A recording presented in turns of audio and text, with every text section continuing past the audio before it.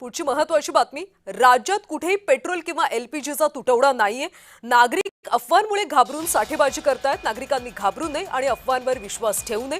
मंत्री चंद्रशेखर बावनकुळे यांनी हे आवाहन केलं। सध्या राज्यामध्ये कसल्याही पद्धतीचा इंधनाचा तुटवडा नाहीये, गॅसचा तुटवडा नाहीये, पेट्रोलचा तुटवडा नाहीये। त्यामुळे नागरिकांनी घाबरू नये आणि कोणत्याही अफवांवर विश्वास ठेवू नये असं आवाहन बावनकुळे यांनी केलं।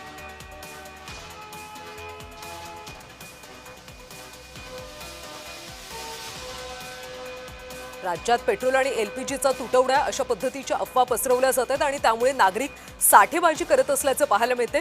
मात्र नागरिकांनी कोणत्याही अफवांवर विश्वास ठेवू नये असं आवाहन करण्यात आलं।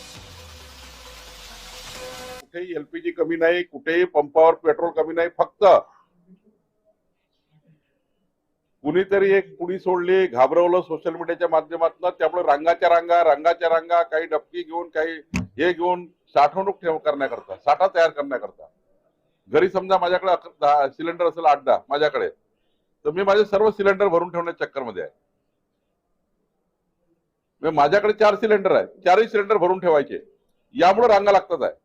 जे लोकांना असं वाटतं पुढच्या महिन्यात काय होईल, 8 दिवसांनी काय होईल, 10 दिवसांनी काय होईल। आता पेट्रोलच भरून ठेवायचं 100 लिटर घरी।